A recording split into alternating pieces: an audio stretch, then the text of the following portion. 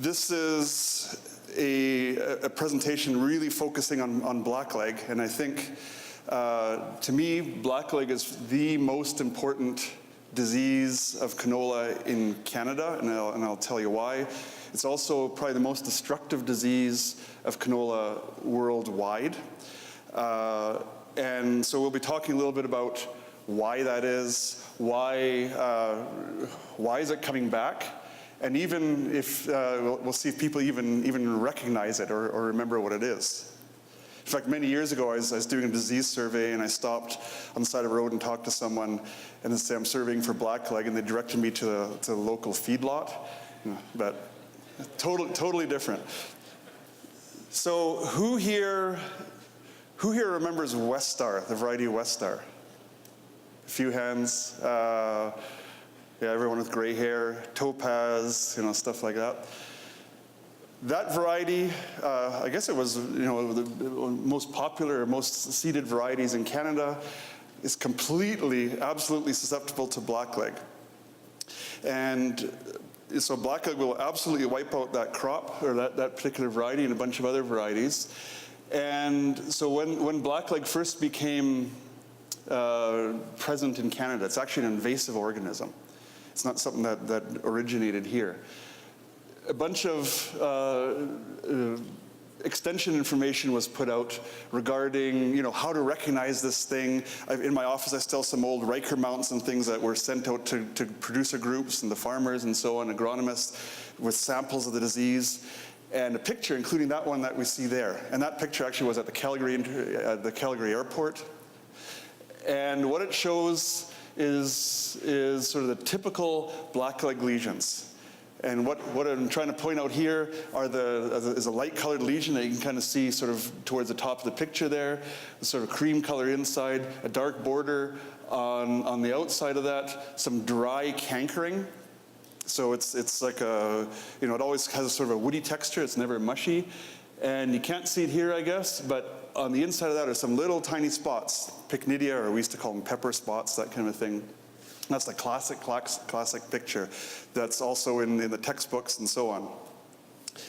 And unfortunately, I think most cases you don't see that, I'll use this thing. That's not what it typically looks like in the field. And so what we see in the field instead is kind of plants that are leaning over, like you see those pictures on the left there. And maybe at the base you see a bit of a canker. If you were to look close in that whitish area, you'd probably see those little pycnidia in there.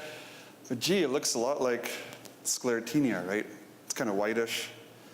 And we've had agronomists or even pathologists standing in fields infected with this stuff, 80% plus incidence, so 80% or more of the plants had blackleg on them, and people are calling it, pathologists are calling it root rot, sometimes Sclerotinia.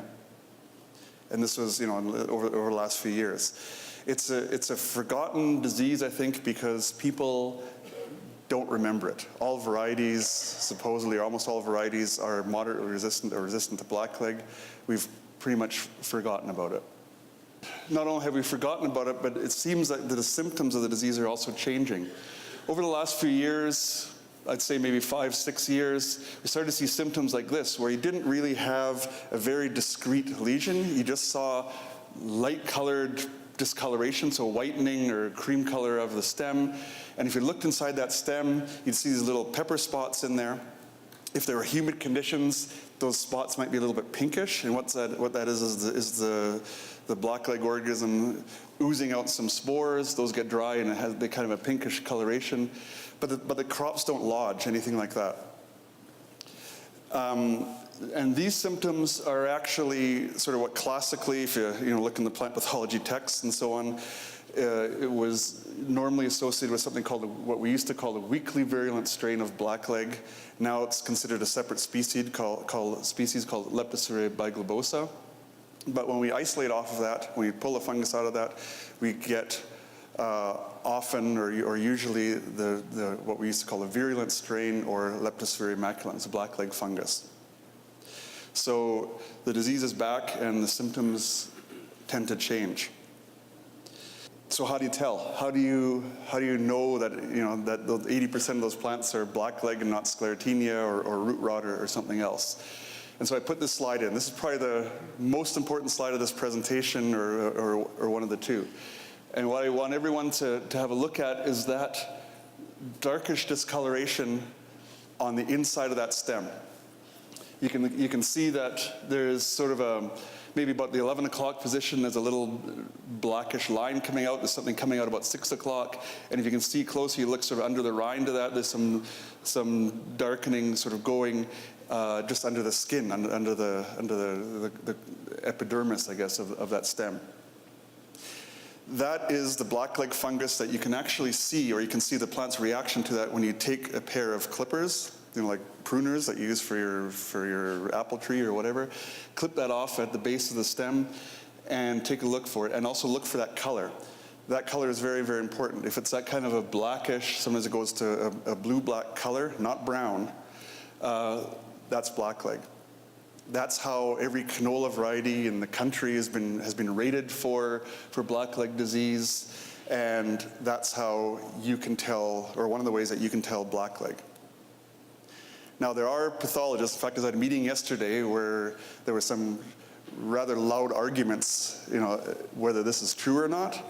There's a few people that don't believe this, including some pathologists, but I'd bet the whole farm. I'm absolutely 100% convinced that this is the case, and this is the way we diagnose it, and to me it's pretty much foolproof.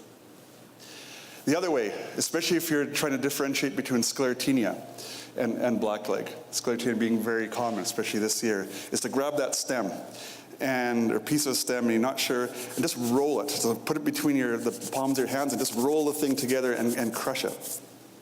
Sclerotinia, that fungus tends to think of it as the glue that's holding those fibers together, holding that structure, that stem together, and it'll tend to shred. Or if you do that and you kind of break it, it'll be like a ragged, kind of like a green stick fracture or something. It's a very ragged end on that. Because Sclerotinia is a soft rot, it makes everything kind of mushy except for those fibers. Blackleg won't do that.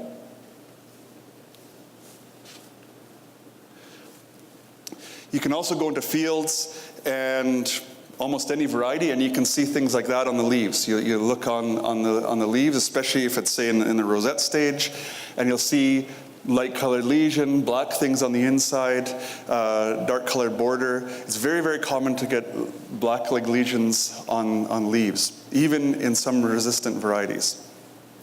That does not mean necessarily that variety is susceptible to blackleg, nor does it mean that you're going to have a yield loss or anything like that. What it does mean, though, is that fungus is present in that field. So it's just something to look out for when scouting. Oops.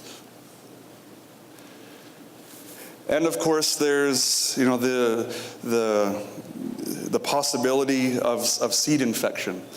And this is a picture of some seeds that we picked out of a lot of infected seed.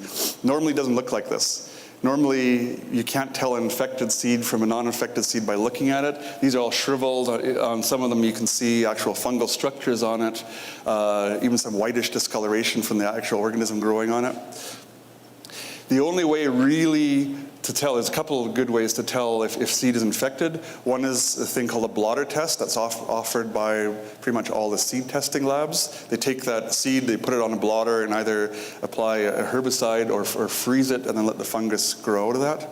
Or there are now PCR tests, so DNA-based tests, that'll have a very short turnaround and are very, very sensitive. So that's another phase. This is important. I'll get into this in a second with regards to trade. So China does not want this stuff. They don't want it in our seed, and it's causing us some grief.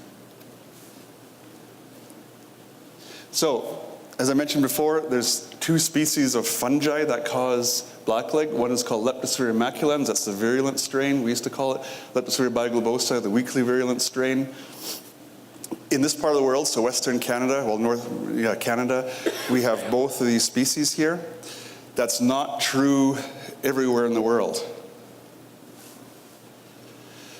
So the light gray portions of this map show the parts of the world that have both species mixed together in the same population. And you can see there's us, sort of, where the organisms spread from about 75 to 99 through the canola growing regions of Canada, and a few other places in the world, including Europe, where the mixed populations are gradually heading eastward.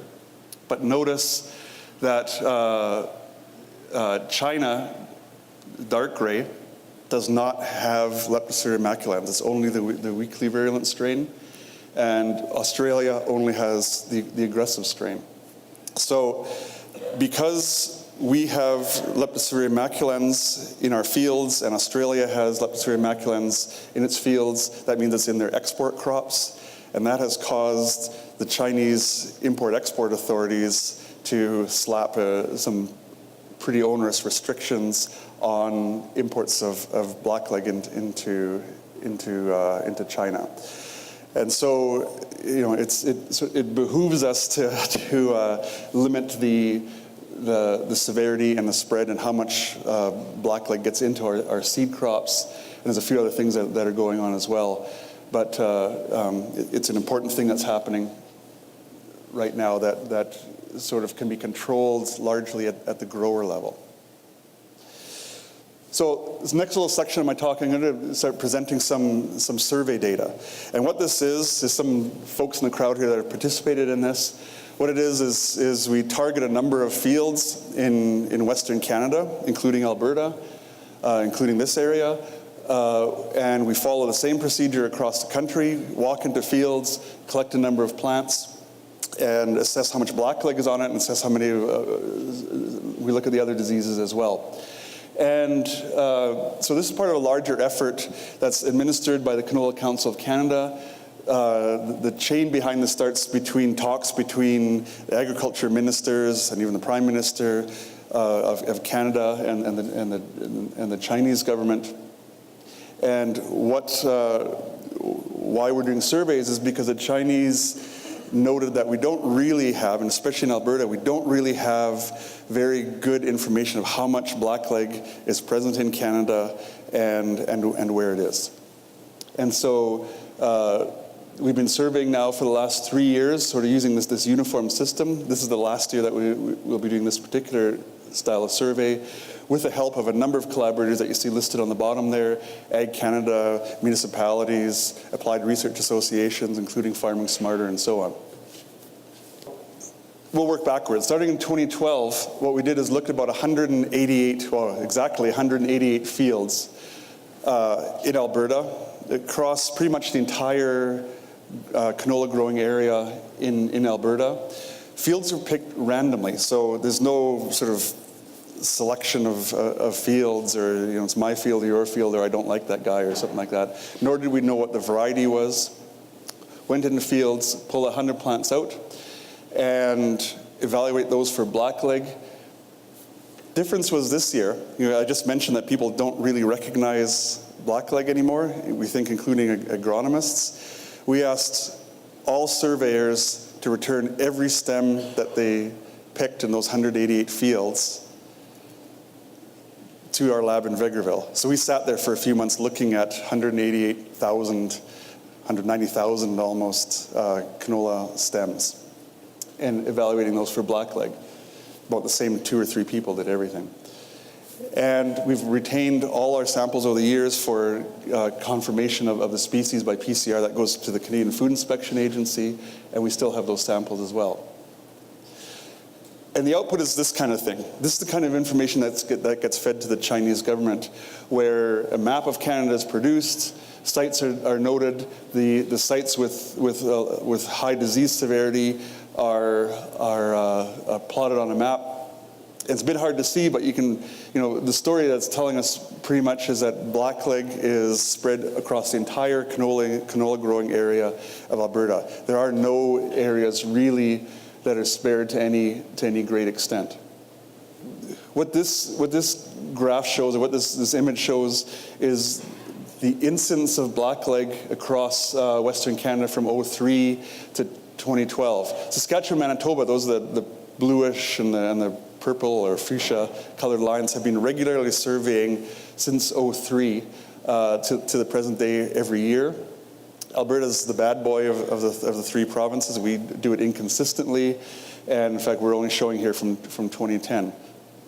The vertical axis is a number, on average, of infected plants in fields. So if we sort of average all the plants in all the fields we look at in every year, what percentage of those plants have blackleg symptoms, any level of symptoms, and you can see there's an upward trend from probably '09 or so, and there's actually a lot in Alberta. A lot of that could be because we rated things ourselves, and as I said, we think we've been underestimating the amount of blackleg. This graph shows a prevalence.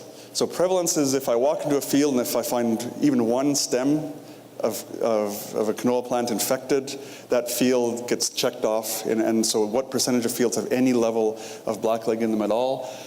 And you can see, depending on where you look and which province and what year, but we're looking at sort of minimum of, well, 15 is very low, but I'd say we're on average in the 50% plus, maybe going into the 80s. In Alberta, we're nearly 100%.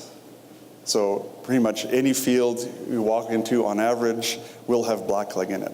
It's basal blackleg, so Leptospira biglobosa is the most common disease of canola in Alberta, certainly.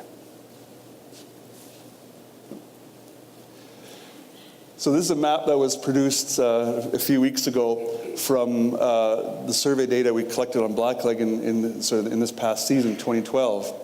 And what it's showing is the incidence. So that's the percentage of plants that have blackleg averaged across all the fields. And the green counties just show the counties that we surveyed. The dots show where the fields are. The size of the dot is what percentage of plants in that particular field have blackleg. The bigger the dot, the more blackleg was found in that field. So the biggest size dots you see there, so between 80 and 100% of the stems we looked at had blackleg on them. And you can kind of see, again, first of all, it's pretty much spread through most of the canola growing areas, including the Peace, right up to Manning and that area, right down to the US border. But Blackleg Central is that area east of Highway 2, I'd say, to the Saskatchewan border in the central part of the province. And it's probably been that way since the 80s anyways. This is severity. We rate disease on a scale from 0 to 5. 0 is the plant is perfectly healthy, 5 it's dead. And again, the dots show, the bigger the dot, the more severe the disease was. The colors this time show sort of the average severity in that particular county. And again, we can see the most severe cases are in that sort of east central area, but it also it occurs in the southern regions as well, and in the Peace. What we're seeing here is the change. So, the question we asked was, is blackleg getting worse? Is it the same? Is it getting better? And the answer really is that changes from year to year, as we'll see. The gray shows pretty much no change from last year. Orange is worse, so much more severe disease in those areas, and green is less severe. The overall story is pretty much the same. It's kind of all over and it's plateaued, but in some areas, notably southern Alberta, it's been increasing, or it increased over last year. This, though, is from the previous year. So this is the change from 2010 to 2011, and you notice that big region up there in the Peace region. Well, 2010 was a relatively dry year. 2011, a relatively wet year. As you can see here, that's the precipitation map from that year. And you can see the blue areas are the heavy rainfall areas, and they pretty much follow the areas where A, there's canola, and B, there was higher rainfall.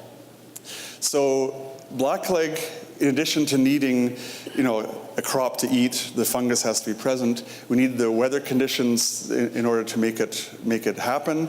It's not as bad as Sclerotinia in that respect, but wet conditions or adequate moisture anyways will make the disease increase in a particular area. This now is the change in incidence. So what percent of plants are infected? And like the severity, it's kind of seems to have plateaued. I think what's happened over the last, well, since the 1980s, is that the organism has spread from Saskatchewan, pretty much, spread across Alberta into whatever areas it's going to spread into, and infected pretty much all the fields. And then just the severity and how many plants are infected goes up and down every year according to a few factors. One is the weather, like we just saw. One is the variety that we planted, they're susceptible. And then some management issues, like what's the canola rotation, and a few other things. So pretty much it lives here, it's all over the place. There's, it's just something that we're going to have to deal with. Anyways, this is just from the previous year. I'll go over this quickly, but it's just, again, showing in 2011 it was spread all over the province. I'm just going to keep going here. So, okay, so what? So Blackleg is here. Why do we care? The reason is because, basically because of old Charlie Darwin, right? It's organisms adapt to the conditions that you throw at them. And what's been happening is we've been growing this canola that has Blackleg resistance in it, and the organism is adapting. This is a slide from Australia. This is, on the right you see a plot that was seeded with a variety that was marketed as completely resistant. To the left is another variety, and you can see the completely resistant variety is not so completely resistant. In fact, it's completely susceptible. It went in a space of very short time, so in some areas less than 1 year, from being resistant to blackleg to completely breaking down. So what's happened is the blackleg fungus learned to adapt, or doesn't learn, but adapted to the genetics that the breeders threw at it in the fields. So that's Australia. This is what resistance breakdown looks like in Canada. This is from some of our plots from a couple of years ago, where we have on the right, our old friend Westar. It's completely susceptible, no resistance in it at all. On the left is an old variety still, but it's called Cougar CL. I believe it was a moderately resistant or resistant variety when it was registered. And on the right, on the Westar, you can see a lot of dead stems. On the left, I can also see a lot of dead stems. We shouldn't be seeing that. This is out back in our plots in Vegreville. In those plots, what we were doing that particular experiment was we seeded a bunch of varieties. This is a bunch of older varieties, and then measured how severe the blackleg was in that particular location. And then we plotted here the resistance rating of that variety at the time it was registered, which are the bluish lines, versus what the resistance performance was at that site in 2010. And you can see a few varieties that actually stayed the same. So on the far right, it was resistant when it was registered, it's still resistant now. There's a whole bunch there where the resistance actually dropped down from resistant to moderately resistant, or even down to, in a couple of cases, to moderately susceptible. That's resistance breakdown. And that breakdown is why blackleg is so prevalent and why it's the most common disease again.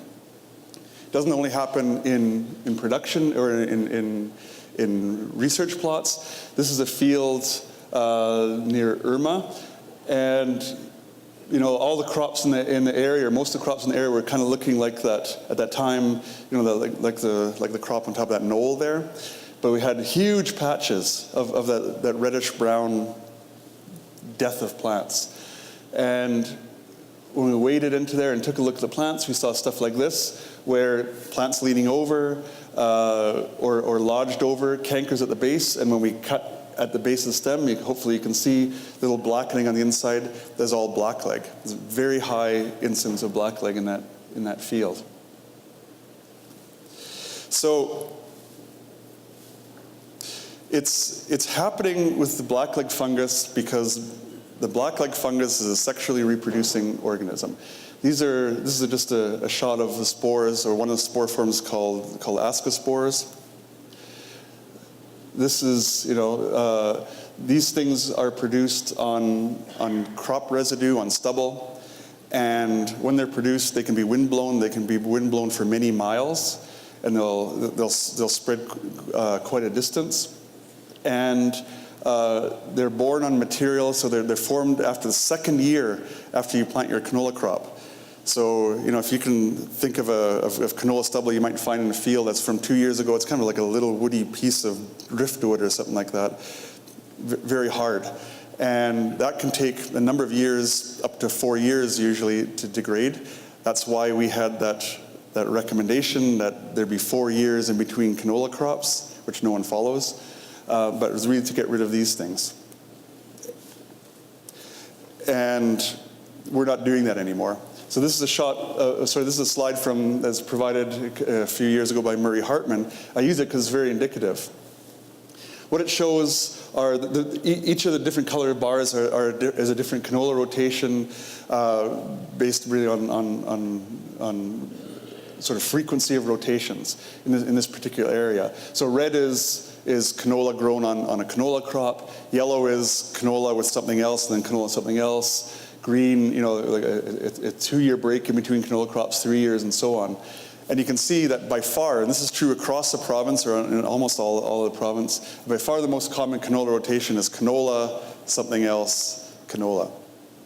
So those ascospores from the previous slide, get to stick around. They only have to survive one crop of something else before we fed them something else to attack, and that much more chance of adapting. So what do you do about it? I don't think realistically we can really push the industry to going to a 1 in 4 rotation. It's just not going to happen. That's driven by economics and a bunch of other considerations. So the first thing I think is, and this is probably the second most important slide in this presentation, and what I want everyone to walk away with, first of all, is the left half of the slide, again, is recognize those symptoms. Clip those stems, look on the internal, sort of the cortex, or the pith of that stem, and look for that blackening. You can see Wendy holding a bunch. You need to get yourself some secateurs or some pruners and trim those plants right at the base. The other thing to learn to recognize is the sexual stage, so the stage that produces those spores. This is a close-up shot of one of those little woody pieces of driftwood, and you can see here there's just a close-up of the same thing. You can see the canola stem itself, but there's little raised bumps on there. They're almost like mini braille if you feel it. They look like dirt. If you take your thumb and you sort of rub it on that little piece of wood, dirt will come off, but these things, unless you really scrape it with your fingernail or something, they'll stay on there. And they're like almost little balls, and they're sort of sitting on the surface.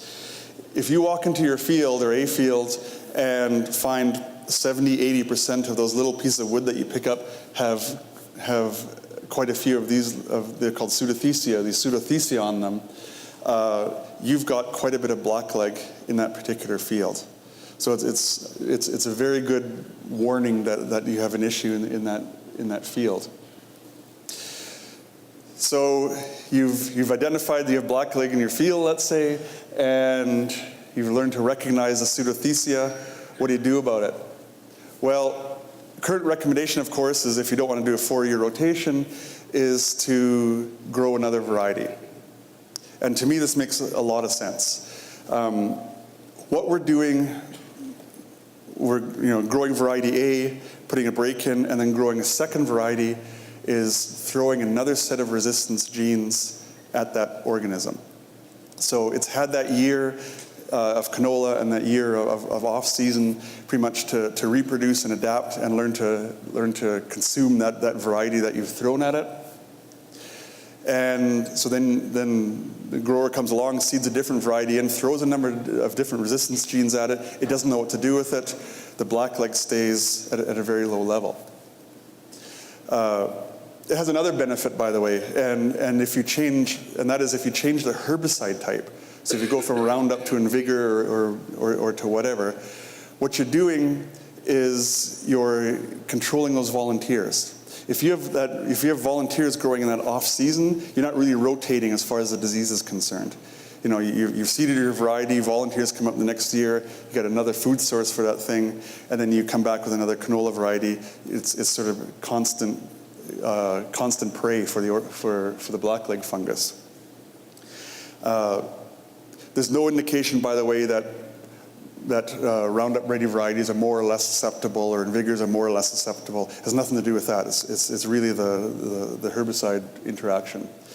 Anyways, the problem with rotating varieties is, what do you rotate to? You know, we have no idea. All we say is, well, change varieties, but the truth is, the breeder that bred your first variety could have also bred your second variety and maybe have used the exact same blackleg resistance genes, and you're just throwing the same thing at it. The future of blackleg resistance, I think, is depicted here on this slide. And what this is some information from Australia, Steve Marcroft. And what they've actually done is come up with a system of resistance groups.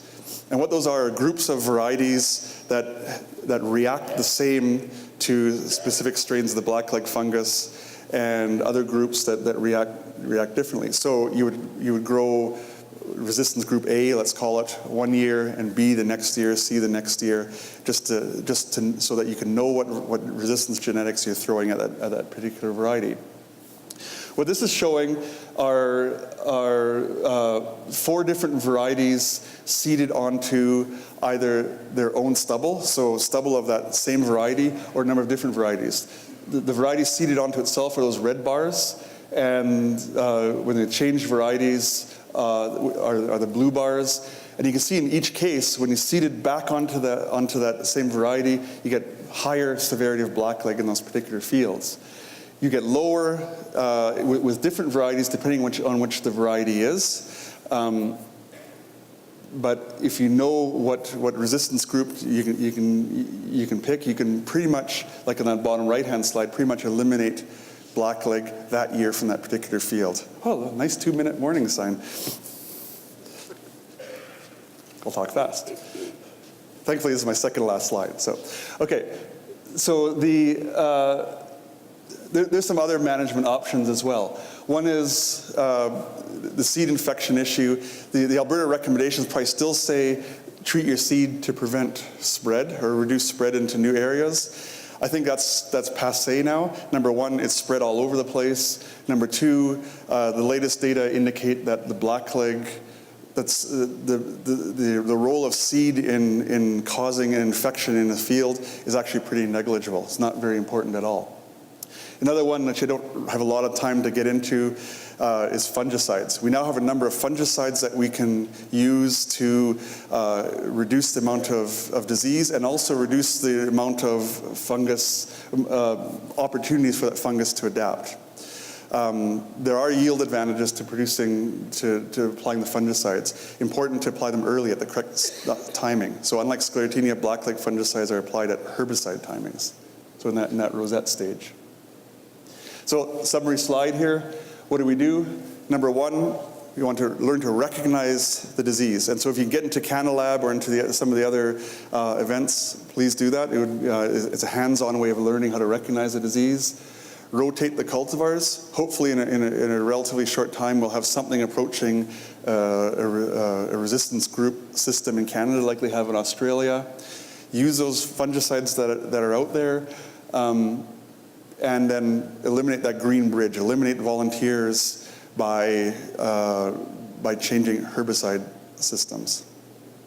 And I've probably eaten into my question time, but that's the spiel on blackleg. Thanks.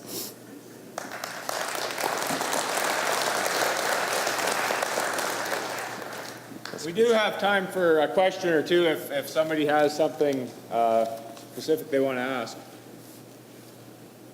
Wow. Are you around for? For a bit, yeah. Dr. Alf's around. We're breaking for coffee anyway, so he'll be around to answer some questions. I'd like to thank Dr. Lange for coming. Thank you. Thank you. Very nice. Thanks.